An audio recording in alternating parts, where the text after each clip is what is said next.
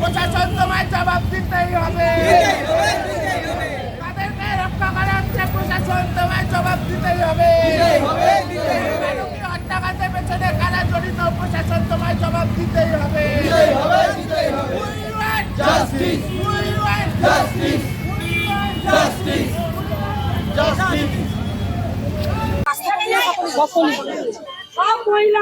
নমস্কার, 7 নিউজ নেটওয়ার্কে আপনাদের সকলকে স্বাগত জানাই। এই মুহূর্তে দেখতে পাচ্ছেন আমরা পানিহাটি হাসপাতালে দাঁড়িয়ে আছি।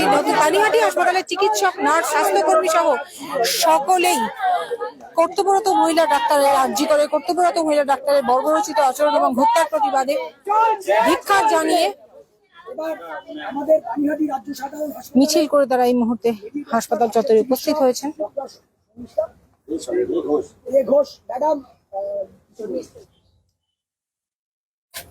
আজকে আমরা খুব দুঃখজনক ভাবে এই পথে নেমেছি। আমরা ভাবতে পারিনি যে এটার জন্য আমাদেরকে রাস্তায় নামতে হবে, কিন্তু নামতেই হলো। কেননা লেডি ডক্টরদের কোনো সুরক্ষা দিতে পেলাম না। আজ আর্জি করে একটি কর্তব্যরত একজন ডাক্তারকে নির্মমভাবে, নৃশংসভাবে খুন করা হয়েছে। তার প্রতিবাদে আজ আমরা পথে নেমেছি। আমাদের এইটাই বক্তব্য যে আমাদের নারীদের কোনো সুরক্ষা নেই বলে আজকে আমরা খুব ভীত। সেই জন্য নারীদের সুরক্ষা দেওয়া হোক, এবং শুধু নারীদের না, আর হচ্ছে হাসপাতালে আমরা যে ডিউটি করছি হাসপাতালটাও যেন সুরক্ষিত থাকে। আমরা ভাবতাম যে বাড়ি সেফ এবং হাসপাতাল সেফ। আমরা ছোটোর থেকে, জবের থেকে হসপিটালে বা ডাক্তারিতে ঢুকেছি, কিন্তু এই রিসেন্ট যে ঘটনাটা হয়েছে তাতে আমরা দেখলাম যে হাসপাতালও সেফ নয়। এটাতে আমি খুব বেদনাদায়ক আমার অবস্থা। কারণ আমি এই আরজি করেই 7 বছর পড়াশোনা করেছি, এবং প্রাক্তনী হিসেবে আমার আজকে খুব কান্না পাচ্ছে, দুঃখ লাগছে যে এই আরজি করকে আমি চিনি না, একদম চিনি না। এই আরজি করকে আমি ভাবতে পারি না যে এরকম হতে পারে। কেন আমরাও ডিউটি করেছি, আমরাও একারা অনেক ডিউটি করেছি, এই জিনিস কোনোদিন ছিল না। কিন্তু কেন হলো, কি করে হলো, প্রকৃত দোষীদের শাস্তি এবং কঠোরতম শাস্তি, এমন শাস্তি হোক যাতে ভবিষ্যতে কেউ ভাবতে গেলেও তার একবার ভাবতে হবে যে এই দোষের কি শাস্তি দেওয়া হয়েছিল। এটা যেন পুরো ভারতবর্ষ জুড়ে যেন হোক। কারণ এই শাস্তিটা যেন কঠোর থেকে কঠোরতম শাস্তি দেওয়া হোক, এবং দোষীদের চিহ্নিত করা হোক কারা এই অন্যায়ের সাথে যুক্ত। না, এই তুমি লোগো হোয়াইট করে নিলে ম্যাডাম সুন্দর হয়েছে। এই তো সাউন্ডটা নেই, কথা হয়েছে। হ্যাঁ, বলছি যে এই যে আপনি নিজে আরজি করে পড়াশোনা করেছেন, সেখানে ডাক্তারি পাশ করেছেন, সে সময় পরিবেশ আর এ সময় পরিবেশ কি অনেকটা? সে সময়ের পরিবেশ খুবই ভালো ছিল। আমি মনে করি, আমরা ভাবতাম যে আমার বাড়িতে যেরকম রক্তের টান, সেরকম আমরা ভাবতাম আমার কলেজের সাথে টান, আমার কলেজের এখনো মনে হয় যেন আত্মার টান। কিন্তু এই ঘটনা একদম আমি অবাক হয়ে গেছি যে এই ঘটনা আরজি করে হতে পারে, এবং খুব কষ্ট লাগছে। মনে হচ্ছে আমার মার, কেন আমরা মাদার ইনস্টিটিউশন বলি, সেই মার গায়ে যেন রক্তের ছিটে লেগে গেছে। এটাকে আমি সহ্য করতে পারছি না। আমি নিজে আরজি করে প্রাক্তনী হয়ে খুব দুঃখিত, এবং ভাষায় বলতে পারবো না আমি কি অসুবিধায় আমরা। কয়েকটা রাত আমাদের জবের থেকে এই ঘটনাটা ঘটেছে, সেই রাত্রির থেকে আমাদের ঘুম হচ্ছে না। আমরাও ডিউটি করি, আর যে মেয়েটির এই অবস্থা হলো সে প্রায় আমার সন্তান সম বলতে পারি। সুতরাং এর ভবিষ্যৎ কি হবে, বা ভবিষ্যতে মহিলা ডাক্তাররা আমরা কিভাবে ডিউটি করব? শুধু মহিলা ডাক্তাররা না, আমাদের সাথে সিস্টার দিদিরা থাকেন, আমাদের এখানে মহিলা পেশেন্টরা থাকে। কি করে এই জিনিস হতে পারে, এবং তার দৃষ্টান্তমূলক শাস্তি চাই, এছাড়া আর কিছু না। নিজের কর্মস্থলে এই ঘটনা, যে কোনো শুধু চিকিৎসক পেশায় না, যে কোনো পেশায় তো অনেক মহিলারাই রাতের দিকে নিজের কর্মস্থলে এরকম ভাবে ডিউটি করতে হয়। আমরাও করি। হ্যাঁ, গোটা রাজ্য সহ গোটা দেশে মহিলাদের নিরাপত্তার জন্য কি দাবি জানাচ্ছেন? মহিলাদের যেরকম ভাবে সুরক্ষা দিতে পারবেন, যত রকমের সুরক্ষা দেওয়া যায় সেটাই আমরা সুরক্ষা চাইছি, যাতে মহিলাদের ওপর একটা আঁচও যেন না পড়ে। এইভাবে পাশবিক অত্যাচার যেন কোনোদিন যেন ভবিষ্যতে ভেবেও যেন না দেখে কোনো এরকম দুষ্কৃতীরা। আপনার নাম? ডক্টর শর্মিষ্ঠা দে ঘোষ। অসংখ্য ধন্যবাদ। আপনারা শুনলেন ডক্টর শর্মিষ্ঠা দে ঘোষের কথা। এখানে সিস্টার দিদিরাও রয়েছেন যারা রাতের পর রাত মুমূর্ষু রোগীদের, অসুস্থ রোগীদের পাহারা দিয়ে তাদের সুস্থ করে তোলার চেষ্টা করেন। তাদেরও নাইট ডিউটি করতে হয়।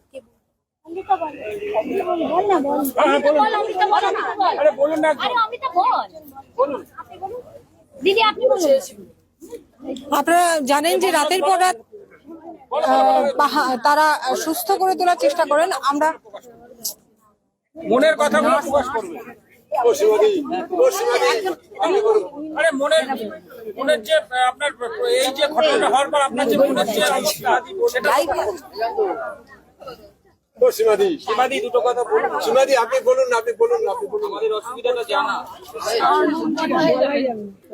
ম্যাডাম আপনি বলুন, আপনিও তো নিজে কর্তব্যরত একজন চিকিৎসক, কেন একজন মহিলা চিকিৎসক, আপনি নিজে একজন মহিলা চিকিৎসকের উপর এ ধরনের ঘটনা ঘটেছে, কি বলবেন? কতটা আতঙ্কে রয়েছেন, কতটা নিরাপত্তাহীনতায় ভুগছেন? আমরা শুধু সুরক্ষা নিয়ে, আমার শুধু নিরাপত্তা চাই। রাত্রিবেলা আমাদের যেন সিকিউরিটি গার্ড যেন টাইডি হয়।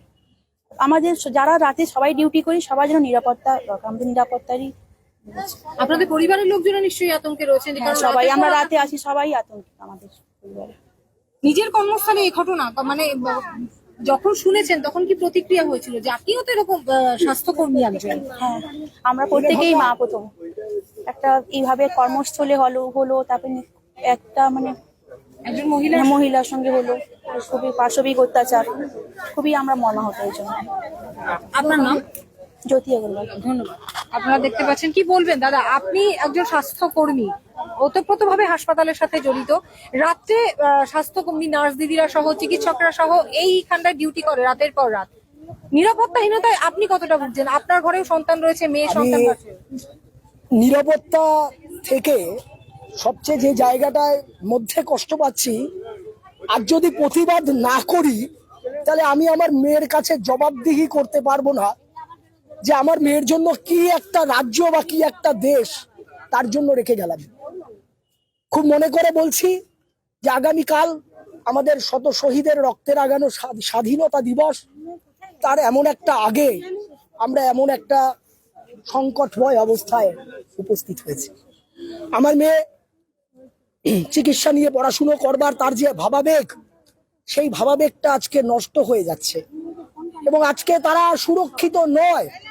আমি পানিহাটি রাজ্য সাধারণ হাসপাতালে বিগত 25 বছর চাকরি করছি। আমাদের এখানে অনেক সিস্টার, ডাক্তার সবাই আছে। আমরা নিজের পরিবারের মতন চলেছি। এখানে কি নিরাপত্তা রয়েছে? আমরা আমাদের আজ পর্যন্ত আমাদের পানিহাটি হাসপাতালে আমরা এরকম দুর্ঘটনা দেখিনি। আপনার নাম? আমার নাম জয়ন্ত চক্রবর্তী, আমি একজন সিকিউরিটি চাপ। আমি একটা কথা বলতে চাই, এই নারকীয় হত্যার প্রতিবাদ চাই, ঐশাচিক হত্যার দৃষ্টান্তমূলক শাস্তি চাই। এবং তার থেকে বলি, আজকে যে মেয়েরা রাস্তা দখলের লড়াই করছে, আমি একজন স্বাস্থ্যকর্মী সেই লড়াইয়ের সামিল থাকব, এই কথা বলছি, এবং আমার মেয়ে ওই লড়াইয়ে সামিল থাকবে। আপনারা দেখতে পাচ্ছেন স্বাস্থ্যকর্মীরাও কিন্তু এখানে উপস্থিত হয়েছে এবং তারাও চাইছেন তাদের রাতের পর রাত ডিউটি করতে হয়, তাদের রাতের পর রাত অসুস্থ রোগীদের সেবা করতে হয়। তারা যেন একদম নিরাপদ ভাবে তাদের কর্মক্ষেত্রে, তাদের কর্মস্থলে কাজ করে যেতে পারেন, যাদের কোনো রকম নিরাপত্তাহীনতায় ভুগতে না পারেন, সেরকম সিকিউরিটি চান। ম্যাডাম দীর্ঘদিন ধরে আপনারাও তো রাতের পর রাত ডিউটি করছেন। আজকে কি মনে হচ্ছে যে সঠিক তদন্ত নিশ্চয়ই চান, সঠিক দোষীদের সামনে আনতে চান? যখন ঘটনাটা শুনেছিলেন আপনি একজন স্বাস্থ্যকর্মী হয়ে, কি তখন অনুভূতিটা হয়েছিল? প্রথমেই মনে হয়েছিল যে দোষীদের সামনে আনতে হবে, একটাই দাবি, দোষীদের সামনে আনতে হবে। এরকম ঘটনা যে সম্ভব অসম্ভব মানে এটা তো ভাবার বাইরে, এটা আমাদের কর্মক্ষেত্রে ভাবনা চিন্তার বাইরে। এটা আমাদের সত্যি ম্যাডাম বলছিলেন, এটা আমাদের সেকেন্ড হোম, রিয়েলি এটা আমাদের সেকেন্ড হোম। আমরা বাড়িতে যতটা না সময় কাটাই তার থেকে অনেকটা বেশি সময় আমরা হসপিটালে কাটাই, এবং হসপিটাল স্টাফরা আমরা একে অপরের সাথে নিজেদের আত্মীয়দের থেকে অনেক বেশি ইয়েতে আমরা থাকি। সেই জায়গায় দাঁড়িয়ে থেকে আমরা আমাদের একটাই দাবি, যা হয়েছে এটার রিপিটেশন যেন কখনো না হয়, এবং সেটা কখনো না করার জন্য এমন দৃষ্টান্তমূলক শাস্তি হোক যাতে গোটা পশ্চিমবঙ্গের মানুষ তথা ভারতবর্ষের মানুষ যারা এই ঘৃণ্য অপরাধ করার মানসিকতা রাখে তারা যেন কেঁপে ওঠে ভয়।